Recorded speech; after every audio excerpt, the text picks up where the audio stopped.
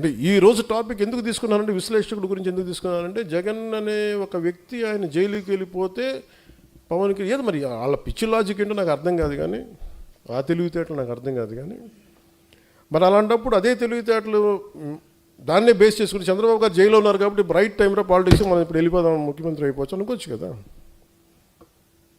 అది కూడా పాసిబిలిటీ ఉంది కదా. అలా అనుకుంటే అయిపోతావా?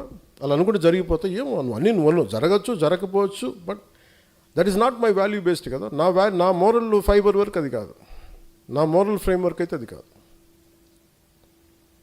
ధైర్యంగా నిలబడి మాట్లాడి శత్రువు బలంగా ఉన్నప్పుడే కొడతాను నేను, గుర్తుపెట్టుకోండి. శత్రువు బలహీనంగా ఉన్నప్పుడు నేను కొట్టను, బలంగా ఉన్నప్పుడు నేను బలంగా కొడతాను. అంతేగా నేను కూర్చోబెట్టి నువ్వు బలహీనంగా ఉండి నీకు జబ్బు వచ్చినప్పుడు తోసినట్లు, నువ్వు బాగా ఆరోగ్యం పుంజుకో, బాగా బలంగా పెరుగు, అప్పుడు కొడతాను నేను.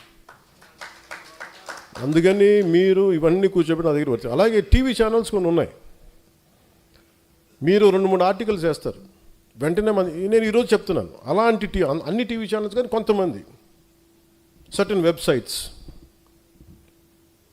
సర్టన్ సోషల్ మీడియా హ్యాండిల్స్, మీరందరూ ప్రభావితం చేసే స్థాయిలో మీరు ఉన్నారనుకున్నారు కాబట్టి మేము కూడా మీకు ఎదురుదాడి చేస్తాం, గుర్తుపెట్టుకోండి. మీరు మమ్మల్ని వ్యక్తిగతంగా అంటే మేము కూడా మిమ్మల్ని అంతే ఈక్వల్ అండ్ ఆపోజిట్ అని చెప్పాను కదా. నువ్వు నన్నంటే నేను కూడా నిన్ను అంతే అంట, నువ్వేమంటావు నేను అదే అంట. చాయిస్ నీకు ఇస్తున్నా.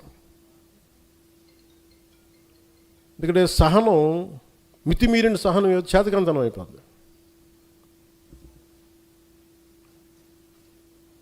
ఒక మహర్షి ఒక ఆయన కూర్చోబెట్టి ఊరంతా వెళ్తుంటే ఒక యోగి ఆత్మకథలో కథ ఉంటుంది. ఆయన వెళ్తూ ఉంటే ఒక మొత్తం ఊరు వాళ్ళందరూ చెప్పారంట వచ్చి, ఈ ఊరిలో ఒక పాము ఉంది, నాగు పాము ఉంది, అందరినీ కాటేస్తుంది, ఇబ్బంది పెట్టేస్తుందంటే మీ దివ్యశక్తులు దాన్ని చేయండి అంటే, ఆ నాగుపాము ఆయన కని దగ్గరికి వెళ్ళాడంట.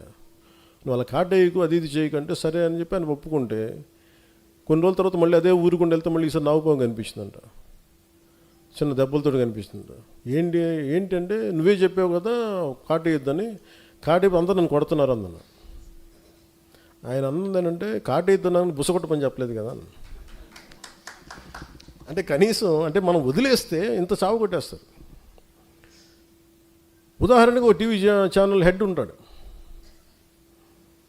ఆయన చాలా కన్వీనియంట్గా మనం కూర్చోబెట్టి వాళ్ళు నన్ను అన్ని ఫంక్షన్స్కి పిలుస్తారు. వాళ్ళ ఫంక్షన్కి కొన్ని సంవత్సరాలు రెగ్యులర్గా వెళ్ళాను, వాళ్ళ ఫంక్షన్కి వెళ్ళలేదు అనుకోండి, వెంటనే నా మీద నెగిటివ్ ఆర్టికల్ రాసేస్తారు, జనసేన పార్టీ మీద ఒకటి రాసేస్తారు. మళ్ళీ వెళ్ళాను అనుకోండి, ఆయన కదా, మళ్ళీ వెళ్ళాను అనుకోండి, మళ్ళీ కొన్ని రోజులు న్యూట్రల్గా ఉంటారు, మళ్ళీ రాస్తారు. నాకు విసుగ్గా ఉంటాయి అన్నీ. అంటే నేనేమో మీ సంవత్సరం జరిగే ఒక ఈవెంట్కి వస్తేనేమో పర్లేదు, కొంతకాలం వెసులుబాటు ఉంటుంది, మన గురించి ఏం చెడ్డగా రాయకుండా. ఇప్పుడు వాళ్ళ గురించి నాకు ఎందుకు ఎన్ని విషయాలు తెలిసి ఉంటాయి నాకు. నేను కూడా ఇక్కడ దాదాపు పెరిగి 30 కనీసం ఒక రీజనబుల్ వయసుకు వచ్చిన తర్వాత ఒక 3.5 దశాబ్దాలు నాకు అందరూ తెలుసు కదా, అందరి జీవితాలు తెలుసు కదా, వ్యక్తిగత జీవితాలు ఎందుకు మాట్లాడినాయని ఊహించని వాళ్ళ జీవితంలో వాళ్ళు కూడా ఇవన్నీ అతనికి ఎలా తెలుస్తాయి నాకు తెలుస్తాయి అంతే. కానీ అది నా సంస్థ, నా సంస్కారం ఏంటంటే మాట్లాడనివ్వదు అంతే. అందుకని దయచేసి జనసేన నాయకులకు కానీ ఇంకా మీరు మెత్తగా ఉండకండి. నేను మౌనంగా ఉన్నానంటే మెత్తగా ఉన్నాను కాదు, గట్టి పడతానని అర్థం.